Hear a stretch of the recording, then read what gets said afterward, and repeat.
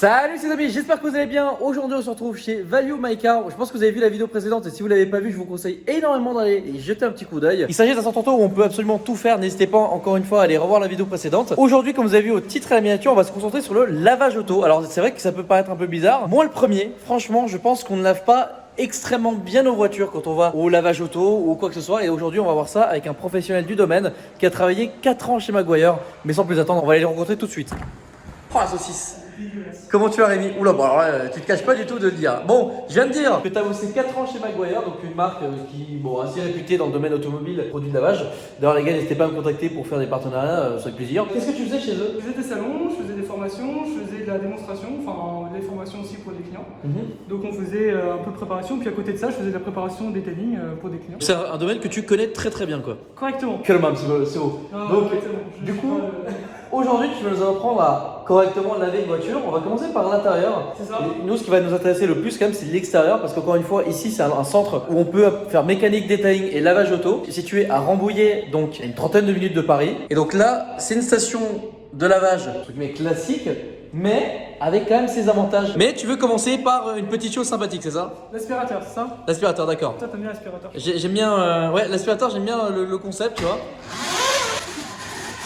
C'est quand même bien fait. Là, tu prends un bus ton choix. Donc là, vu qu'on a entre tes sièges un petit peu ça, donc on va hop, là, mettre en route. On prend un bus qui nous intéresse. Et après, on pourra tirer bien uniquement dans ta voiture. Alors, je le rappelle, dans la description, donc il y a tous les liens concernant Value My Car, aussi le code promo de 10% si vous souhaitez venir laver votre voiture ici, faire un detailing ou même de la méca. Alors, le principe est simple, c'est un self. Vous faites tout vous-même ou alors vous avez aussi l'assistance de l'équipe qui est ici sur place. Mais en gros, vous louez des box pour nettoyer votre voiture, faire un detailing, etc. etc. N'est-ce pas Rémi? Exactement. Donc toi, t'as pas de tapis de sol. Toi, Non. Toi, t'as aucun tapis dans le... Il faut que j'en achète d'ailleurs. Ouais, parce que là, tu vois, t'as des belles traces hein, sur le siège. Je sais pas ce qui s'est passé, mais t'as des auréoles. Je veux pas savoir ce que la personne avant moi a fait dans cette voiture. Ceci ne nous regarde pas. Ceci ne nous regarde vraiment absolument pas. De toute façon, les gens ne nous regardent plus. Donc on va lui faire un petit shampouinage. Vas-y. L'idée de la shampouineuse, c'est un outil révolutionnaire mais qui est hyper pratique. Je vais commencer par injecter du produit sur le tissu. Quand j'appuie sur la gâchette, en fait, j'ai un jet. T'appuies bien sur la gâchette. C'est un métier. Donc tu vois, j'humidifie bien tes moquettes, parce que je sais pas de quelle année elle est ta voiture. Ni 2006. Je pense qu'elle est... Elle était en North Carolina. Je pense que ça n'a pas été beaucoup fait. Non, je pense pas qu'aux États-Unis, en North Carolina, ça a été beaucoup fait. T'as pas laissé le chauffant, toi? Non, malheureusement. Ok. Donc, ça c'est un détail auquel il faut faire attention. Si tes sièges sont chauffants, il faut pas faire en sorte de foutre 300 litres d'eau sur le siège, parce qu'après il faut penser à le sécher. Et là, de toute façon, les sièges vont rester mouillés pendant 24 heures, à peu près 24-48 heures. D'accord. Donc je vais avoir le cul mouillé pendant 24 heures. On mettra un petit sac poubelle, voilà, ça ira très bien. Mais l'idée, tu vois, tu humidifies un petit peu, tu laisses un petit peu agir. Moi, ce que j'aime bien faire, alors c'est pas obligatoire, mais moi j'aime bien le faire en plus, c'est qu'en fait, on va le brosser. Donc là, il y a une action mécanique, c'est ça? Là, il va y avoir l'action mécanique. T'as pris ma petite brosse. C'est ça, la brosse d'Alex, on va voir ce que ça va donner. J'utilise pas pour mes cheveux, je vous rassure. En fait, l'idée de la shampouineuse, de base, c'est que tu injectes du produit par ici, et en fait, elle va respirer aussitôt ici. D'accord. Donc ça fait, il y a une petite action mécanique, mais vraiment qui n'est pas très importante. L'idée, c'est quand tu as des petites taches de base, ça te les enlève assez facilement. Là, ce qu'on veut, nous, c'est que tu as des taches qui sont quand même assez costauds. La moquette, c'est une moquette qui est de couleur claire, qui est assez compliquée à travailler. Donc, on va quand même l'aider un petit peu, la shampouineuse, pour avoir un résultat tout de suite propre, sans passer 4 heures sur un petit élément. On va faire une première aspiration, et là, tu vas voir que la couleur de l'eau va être assez cool. On va la repasser par ici, et par là.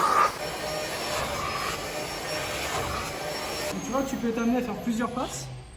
Pour jusqu'à obtenir le résultat que tu veux obtenir. Donc là, tu vois, on a encore un petit peu de présence ici, et qui s'est vachement atténué par rapport au début. Clairement. L'idée, c'est de faire plusieurs passes, qu'on ne sait jamais ce qui a été mis. Hein. Tu vois, la couleur de l'eau, juste sur ce petit élément.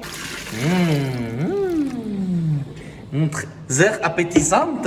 Et tu vois, là, on a fait juste un petit bout de moquette qui n'est même pas côté conducteur, côté passager. Oui, en plus. On sait que le côté conducteur, c'est là où tu as le plus de traces en général. Le but de la vidéo, c'est surtout de montrer de manière générale le lavage automobile. Là, en fait, le véhicule était à l'extérieur, donc était au chaud parce qu'aujourd'hui, il y a un beau soleil qui tape bien. Exactement. Et il y a quelque chose qui est très important. Il ne faut pas laver une voiture quand elle est chaude, c'est ça? C'est ça. En fait, là, le véhicule est dedans depuis pas mal d'heures.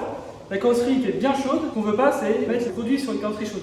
Si on fait ça, le risque, c'est de marquer la carrosserie. Donc les conditions idéales, c'est d'être à l'abri du soleil.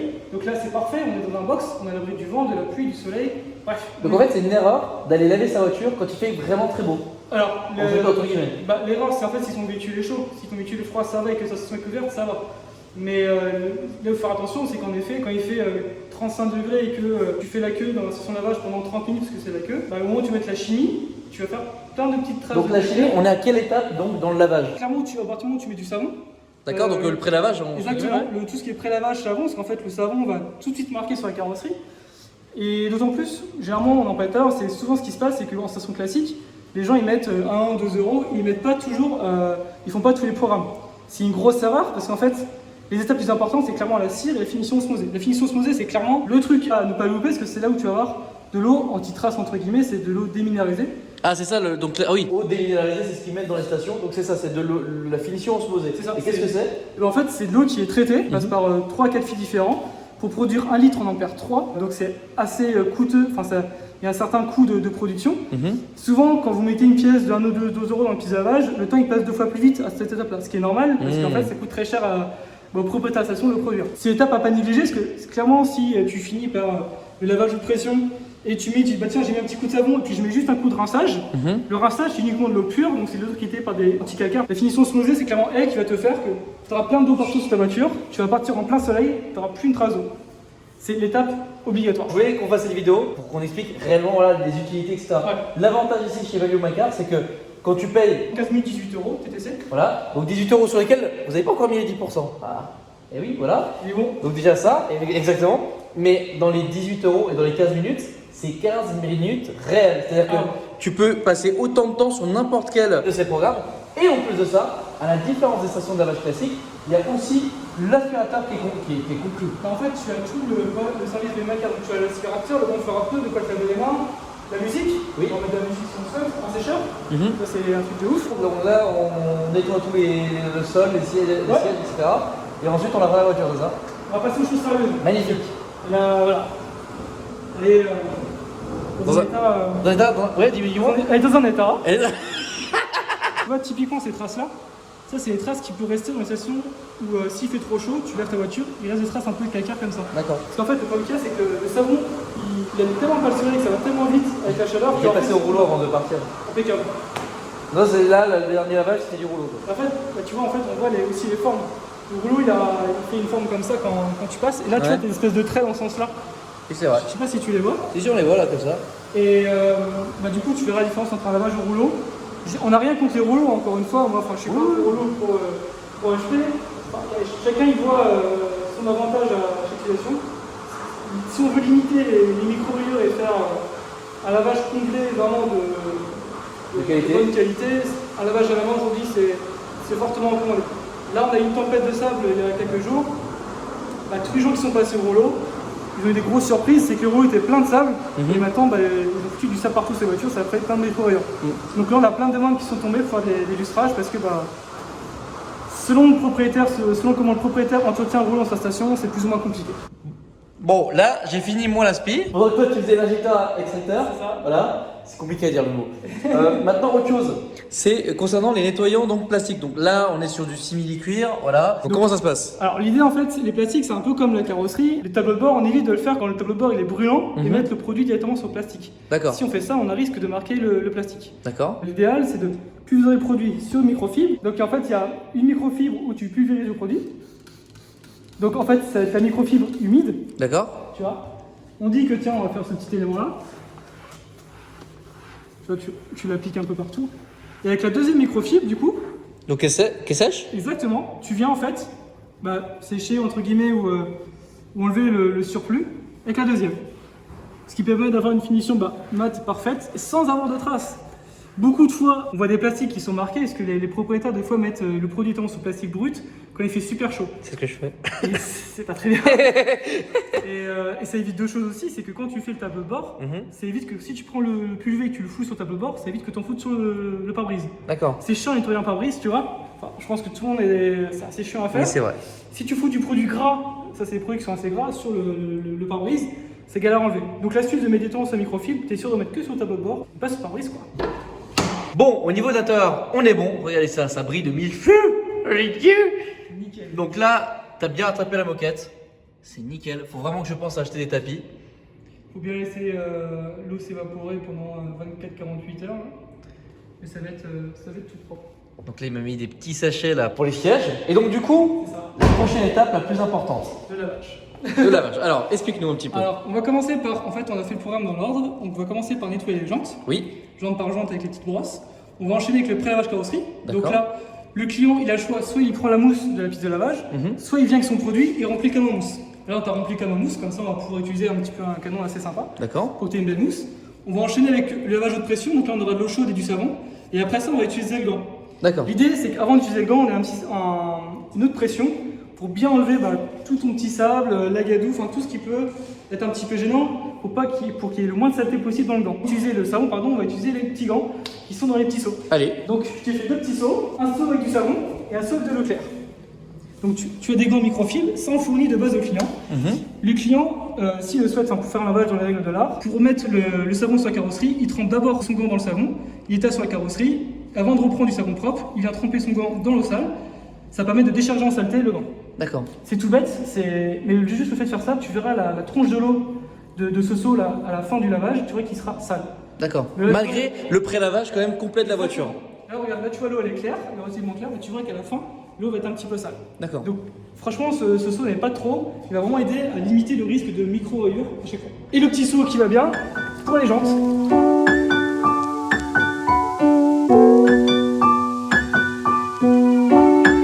Bon là, c'est intéressant là. Franchement, alors, ce qui est marrant, c'est que durant toutes les étapes, tu m'expliquais des petites choses et tous des petits détails que je n'avais jamais vus, tu vois. Donc, explique-nous un petit peu toutes les étapes. Donc on lui a mis un petit produit sur les jantes pour commencer un petit peu à travailler. Donc les jantes, je précise, les jantes sont froides bien entendu. La carrosserie est froide. Donc là ça commence à un petit peu agir tranquillement. Donc avant ça, il met un petit produit à jantes pour commencer à enlever un petit peu les résidus, la poussière de frein, tout ça. Alors, on voit ici. Ouais, là ça commence à être intéressant. On a fait passer un petit démoustiquant qui est compatible avec le nettoyage jantes sur tous les bas de caisse.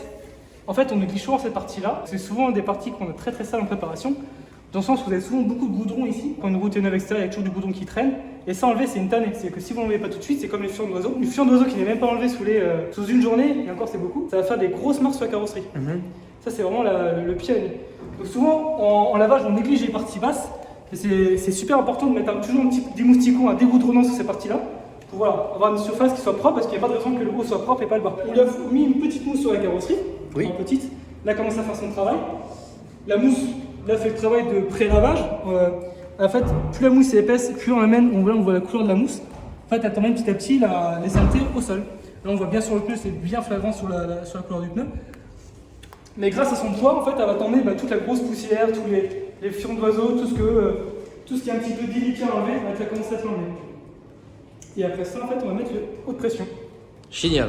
Qui va nous permettre, du coup, après passer l'eau. Donc là, on commence à avoir une voiture qui va être. Là, c'est un Dalmatien, on va avoir un truc assez sympa.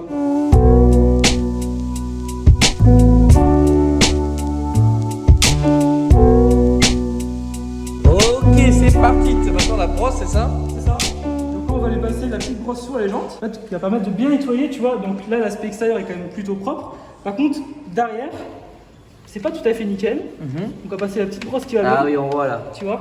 Ah putain, c'est satisfaisant. Regarde C'est la couleur de l'eau. Ah, génial. Et ça permet d'avoir des roues qui soient vraiment propres à l'intérieur. Alors, franchement, c'est pas obligatoire, mais franchement, c'est cool de le faire. Oui. C'est un petit détail, franchement, c'est quand tu mets une voiture en vente ou quoi, c'est toujours le petit détail que j'aime bien regarder.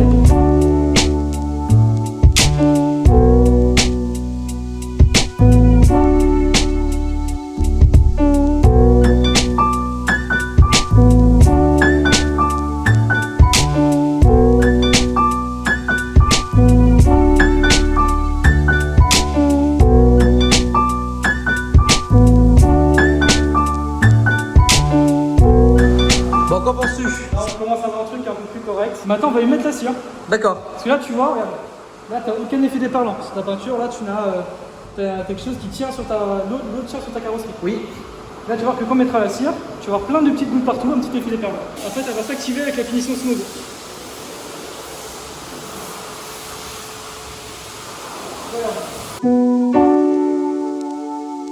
Là, il passe donc en eau osmosée.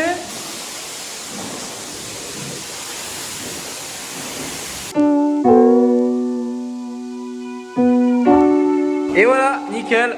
Quand tu reviens sur le garrot, Oui, tu te rappelles comment était l'eau tout à l'heure? oui. Et là maintenant. Statique. Exactement. Maintenant on est sur le pare-brise, tu as un effet déterrant. En fait, du coup là tu retrouves une cire de protection pour quelques semaines. Un petit côté de brillance. Et maintenant on va pouvoir la sécher. Magnifique, avec donc un sécheur qu'ils ont ici, ça c'est ultra pratique, vraiment.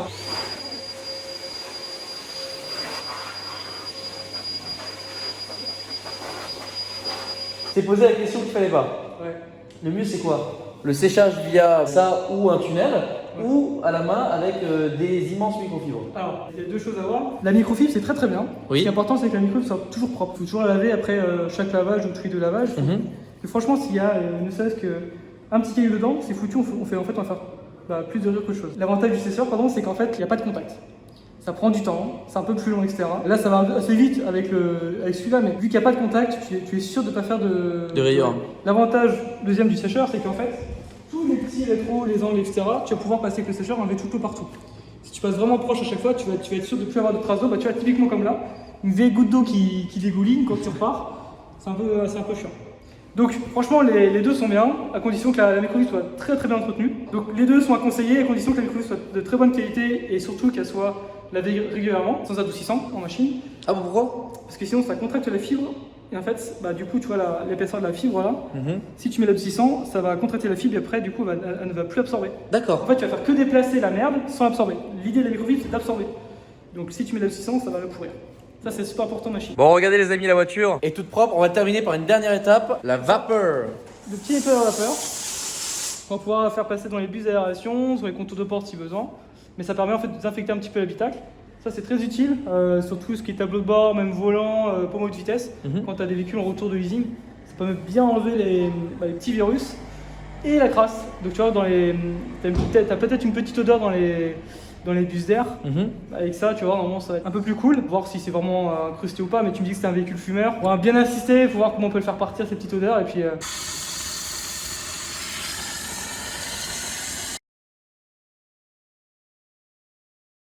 Ouais, c'est cool ça. Ouais, c'est pas trop mal. Mais ça, normalement, déjà, le nettoyage vapeur, ça décrasse. En fait, l'idée, c'est tout de décrasser un petit peu les petits conduits. Ouais. S'il y a un petit peu d'odeur de fumeur, et puis après, voilà. Et puis, éventuellement, avec ça, ce que tu peux faire, c'est faire tous tes petits contours de porte ou ton moteur. Tu peux faire un petit nettoyage moteur sur certains endroits. Bon, quoi qu'il arrive, en tout cas, encore un grand merci à toi Rémi. On peut vous retrouver donc sur les réseaux sociaux et sur votre page donc internet. C'est ça. J'ai vraiment pris 10 ans en disant ça. Dans la description, votre site web. C'est notre plateforme internet. Exact. On est connecté à entre vieux, n'est-ce pas? Il y a un code promo encore une fois de 10% pour toutes les prestations ici. C'est ça. Et franchement, un grand merci. C'était vraiment, encore une fois, très enrichissant. Tu as vraiment travaillé 4 ans chez Maguire, une grande expérience dans ce domaine-là du nettoyage, de la préparation automobile. C'est ça. Donc c'était vraiment de bons conseils. Encore une fois, oui, tu es un professionnel dans le domaine, quoi. Oui, après, il y a plein de méthodes, etc. Il y a plein de méthodes différentes. On n'est pas en train de dire attention, on est les meilleurs, etc. Oui, c'est pas la science infuse, mais voilà, c'est déjà une bonne approche. C'est vrai que c'est intéressant c'est des petits conseils connaître. qui vont de soi pour travailler un peu plus efficacement sur les véhicules occasion. Tu vois, le fait de mettre le produit sur microfibre avant d'étaler sur le tableau de bord, c'est d'en foutre partout sur la vitre, etc. Enfin, c'est plein de petits trucs comme ça qui font que tu gagnes du temps et que tu es aussi efficace. Et tu récupères un véhicule qui commence à être plutôt propre. Exactement, c'est vrai. Carrosserie. Et puis si on peut donner des petits conseils, on les donne. Et puis si les clients peuvent nous apporter des petits conseils sur des petits trucs, on les prend aussi. Ma foi, on est ouvert à tout ça. Et c'est l'espace commentaire, voilà, ce que tu es en train de dire. Exactement. Donc n'hésitez pas à mettre un commentaire positif ou négatif, mais en étant toujours bienveillant et toujours respectueux, bien sûr. En tout cas, n'hésitez pas à liker la vidéo, à vous abonner et à commenter. L'abonnement est gratuit. N'hésitez pas aussi à mettre la cloche des notifications, c'est très important, les amis. Ça soutient vraiment la chaîne et c'est gratuit. Et puis moi, je vous dis à la prochaine pour de nouvelles aventures. Salut!